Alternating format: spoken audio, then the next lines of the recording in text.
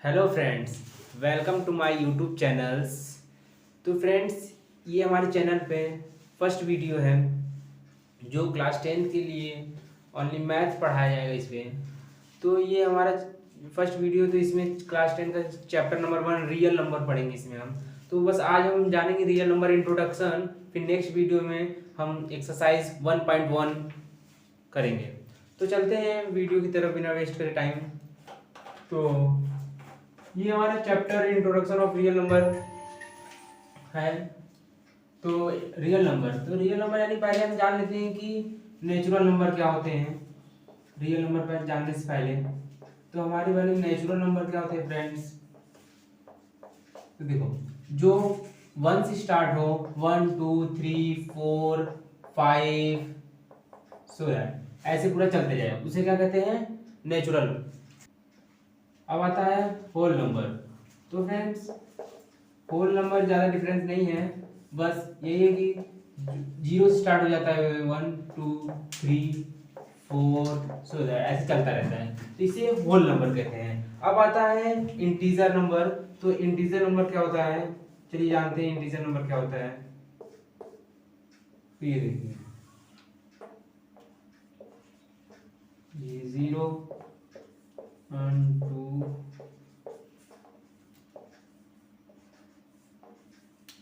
ये 1 है, 2 3 ना, इधर सब पॉजिटिव और इधर सब नेगेटिव। तो फ्रेंड, इंटीजर नंबर क्या होता है कि इन दोनों को इंक्लूड कर कर और जीरो भी इंक्लूड होता है, उसी को क्या कहते हैं, इंटीजर। देखो फ्रेंड्स, ये भी पॉजिटिव है, ये भी पॉजिटिव है, ये भी पॉजिटिव, ये भी पॉजिटिव। और फ्रेंड्स देखो, इंटीजर क्या होता है कि जो ये पॉजिटिव और निगेटिव दोनों इंक्लूड कर कर, और जीरो भी इंक्लूड होता है फ्रेंड्स ना, अंडरस्टैंड, जीरो भी इंक्लूड होता है।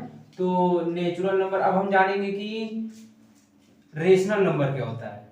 अब हम जानेंगे कि रेशनल नंबर क्या होता है और इरेशनल नंबर क्या होता है।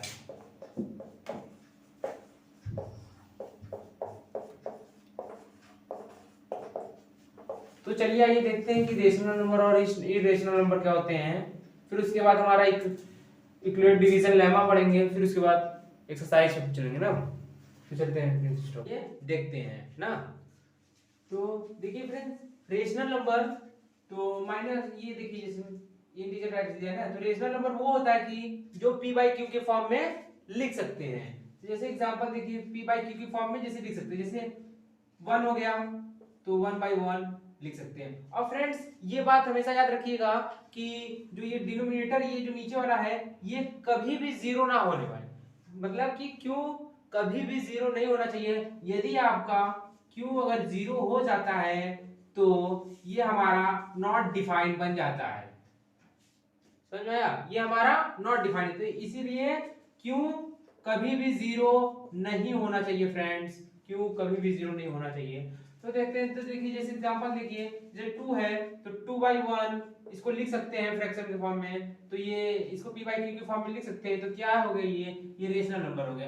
तो फ्रेंड्स, अगर जैसे रेशनल नंबर को याद करने का एक ट्रिक बता रहे हैं, जैसे देखिए ये रेशनल आ रहा है ना, तो देखिए RATIO रेशियो, तो देखिए जैसे p रेशियो q ना, यानी p बाई क्यू के फॉर्म में लिख सकते हैं। तो आप ऐसे याद करेंगे, जैसे रेशियो, ये रेशियो आपसे नंबर से रेशनल यानी नंबर से पहचान में आ जाएगा कि रेशियो यानी जो p बाई क्यू के फॉर्म में लिख सकते हैं। तो चलिए देखते हैं, जैसे अब -1 ले लीजिए, -1 और 1, तो ये p बाई क्यू के फॉर्म में लिख सकते हैं, इसे p बाई क्यू के फॉर्म में लिख सकते हैं ना।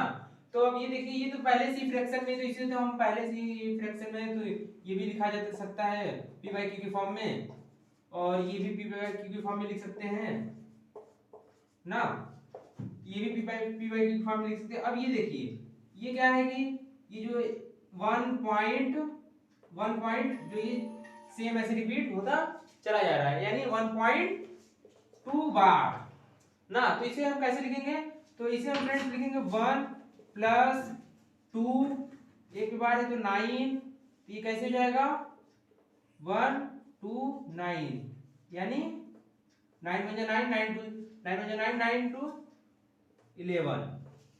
11/9 ना फ्रेंड्स। तो यानी ये ऐसे लिखते हैं। अगर ऐसा रहेगा तो सपोज करिए, जैसे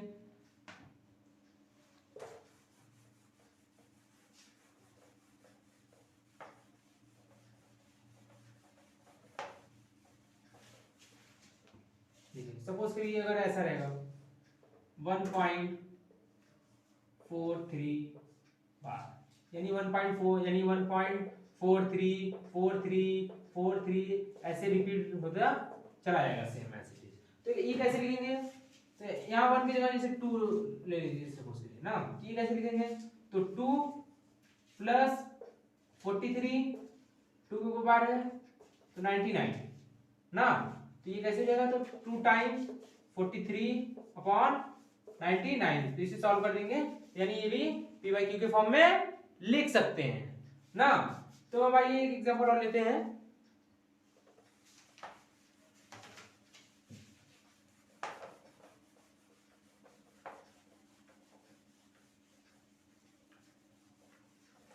एग्जांपल और लेते हैं, जैसे 2.47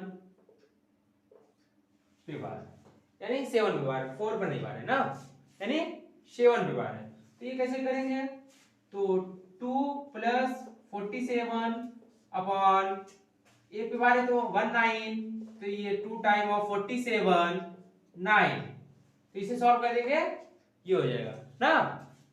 हाँ, तो अब ये अब आ गया, क्लियर हो गया कि रेशनल नंबर किसे कहते हैं। अब चलते हैं कि इरेशनल नंबर किसे कहते हैं। तो फ्रेंड्स, इरेशनल नंबर उसे कहते हैं जो जैसे यहाँ पर इरेशनल नंबर, रेशनल नंबर में था कि जैसे 1.2 ऐसे सेम रिपीट हो रहा है। अगर इसे ऐसा रहेगा तो जैसे 1 2 3 4 5 6 9 8 7 ऐसे अगर जो रिपीट नहीं होगा तो उसे हम इरेशनल कहते हैं ना।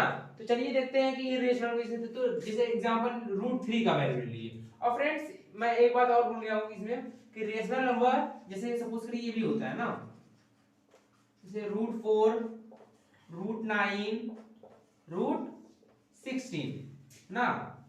तो देखिए ये √4 क्या हो गया 2, यानी 2/1 को भी हम लिख सकते हैं रेशनल नंबर।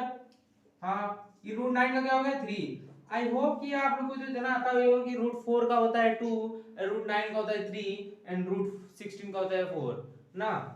तो 16 का कितना होता है 4/1 ऐसे लिख सकते हैं पी वाई के फॉर्म में ना। तो ये क्या हो गया रेशनल नंबर। जानते हैं कि इरेशनल क्या होता है। तो इरेशनल √3 का जैसे हो गया 1.73205080 ऐसे चला जाएगा। तो क्या फ्रेंड्स, ये ध्यान से देखिए, क्या ये रिपीट हो रहा है, क्या ये सेम नंबर रिपीट हो रहा है, तो नहीं हो रहा ना। तो इसे हम मतलब पी वाई क्यू की फॉर्म में नहीं लिख सकते, पी वाई क्यू की फॉर्म में नहीं लिख सकते ना।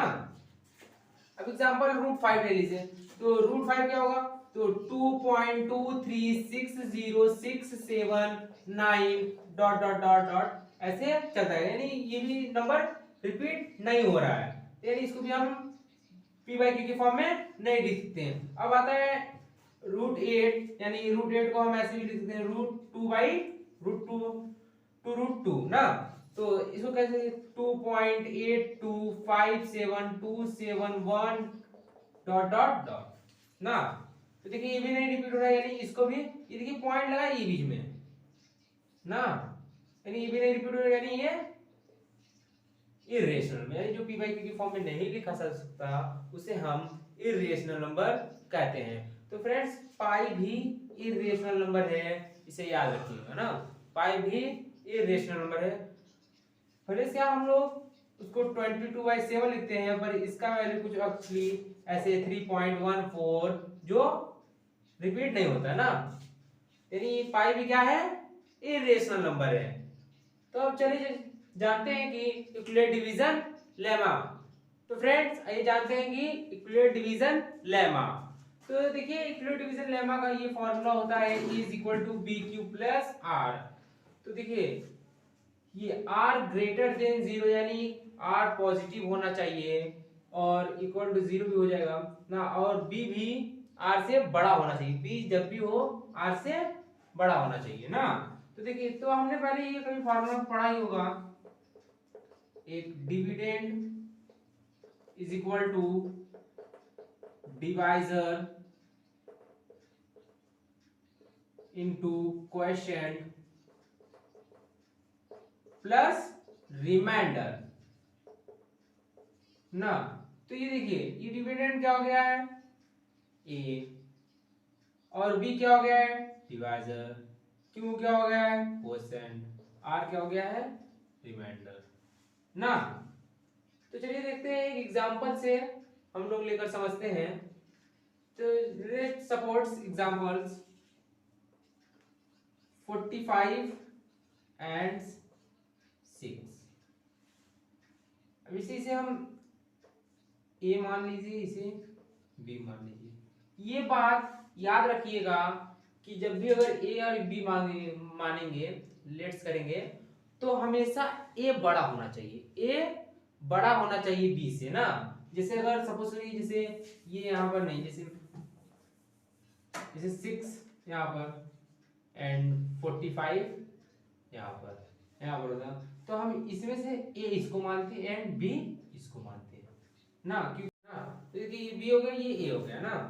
तो अब जैसे करते हैं यहाँ पर ये क्या हो गया 45 एंड बी 6 हो गया इंटू कोसेंट प्लस रिमाइंडर। अब हम आइए डिवाइड करते हैं इसे 45 डिवाइड बाई 6, 6 7 जा 42 एंड 0 3 बचेगा, फिर यहाँ पर फिर ये यहाँ पर 6 यहाँ पर चलाएगा, फिर 3 2 या 6 यानी 0 आ गया ना। तो ये कैसे लिखेंगे, तो ये वाले ऐसे लिखेंगे 45 6 इंटू 7 प्लस रिमाइंडर 3 बचेगा, यानी यहाँ पर भी हमारा रिमाइंडर 0 नहीं हुआ। जहां पर हमारा रिमाइंडर 0 होगा समझ लीजिए वहां पर हमारा आंसर आ जाएगा ना। फिर देखते हैं अब ये 6 यहाँ पर चला आएगा 3 इंटू कितने बार में 2 बार में प्लस रिमाइंडर 0, यानी यहाँ पर हमारा रिमाइंडर 0 आ गया है। तो यस हमारा आंसर क्या हो जाएगा 3, यानी आंसर इज 3। चलिए अब हम दूसरा एग्जांपल लेकर देखते हैं ना।